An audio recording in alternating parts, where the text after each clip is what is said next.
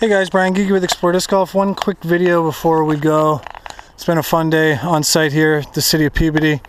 Getting a rough site analysis for this parcel of land that's going to soon be home to a 9-hole disc golf course and 5-acre retention basin. And just wanted to take a quick walk back to show you the starting point of the course. So dead straight ahead, that's where we actually came from, where the hole went straight up the hill and connected to a significant maple back down the hill towards us. But dead straight ahead, that everything to our left is retention basin. And then further down this path is more access to the downtown and potential back nine to this course. So they're going to start off with a 9-hole disc golf course with the potential of allocating more land out there and really making this thing a little bit bigger. So that's not the concern right now.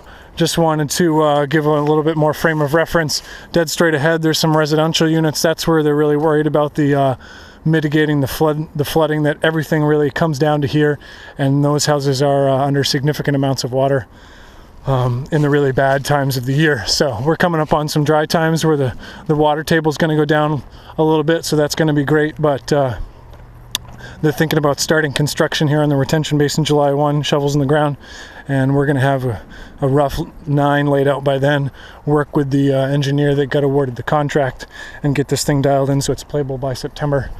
So everything to our right, that's going to be retention basin. The path that we're on is going to exist, and then everything to our left is disc golf.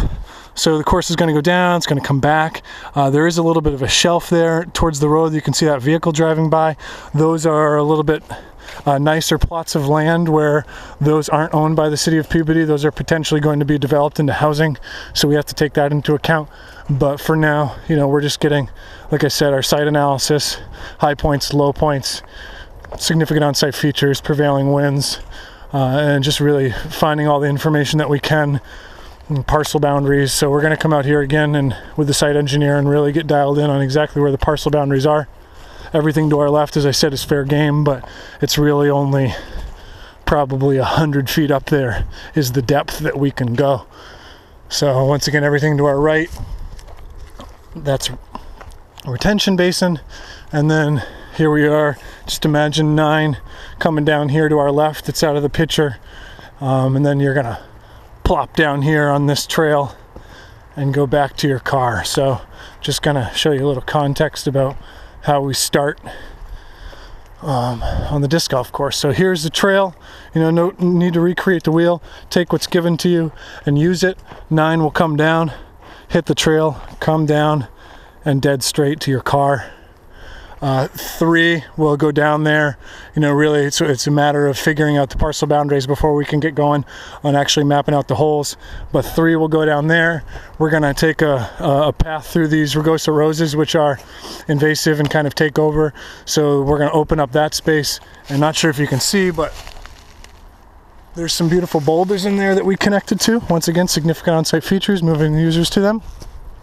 So we're gonna put the basket, you might be able to see the orange flag right down there, but put the basket in here so you have a little bit of an enclave of green that's guarded by these pseudo bunkers, and the tee is going to be back in the direction of that residential housing unit out there in the distance. So we're coming off of 9, good round, played okay.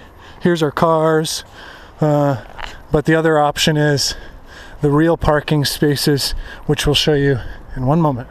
So everything to our right, that's the first hole. Everything to our left, that is CCI.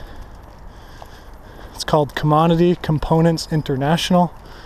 They're now going to be the beneficiaries of a 9-hole disc golf course, care of Explore Disc Golf in the city of Peabody.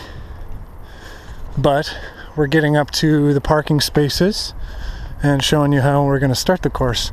So once again, everything to our right, that is the first hole. This massive boulder right here, that's the first tee. And the second lamppost, telephone pole, is going to be a 6 to 8 space parking spot. So this is going to come here, it's going to indent, this is all going to be fill in a retaining wall, and then here's your parking so you're not interfering with CCI. And what we're going to do, as I said, that's the first tee next to the boulder. what we're gonna do is, you know, you park your car, getting psyched up for your round, you look over here, check out the course map, the message board, wherever we really decide to put it, and we're gonna follow the significant on-site feature here that's been given to us, which is this rock wall. So the rock wall goes right along. You're gonna walk in between the rock wall, these beautiful trees, the massive rock outcropping, and we're gonna get to the first tee. So not really honestly sure where the first tee is gonna be right now. You can see right there is an orange flag. I just marked that for reference. But you know, these guys are dead. Some of them have poison ivy on them, so those are gonna go away. Obviously these are all your low points, flood zones, residential units on the other side. So thinking about defining the space in the first tee next to a vertical feature, be it a massive beautiful specimen maple or a rock outcropping that's probably the biggest on site that we've seen, you always want to take that into account. So don't just throw a tee anywhere in the middle of an open space, always try and define that space. One of my favorite tee boxes is the 6th tee at UMass disc golf course that we installed and designed, and what it is it's just this beautiful specimen tree that defines the right side of the path. You walk up and you evolve into the teeing area, which is defined by an old equestrian relic and 3 beautiful stones that are used for seating.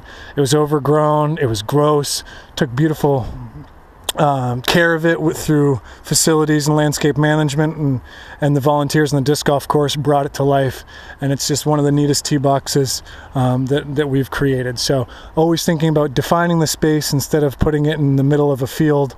I know there are certain holes that you can't always define the space, but anytime you can take advantage of a rock outcropping like this, or you know, the stone wall that lines the hole, do so.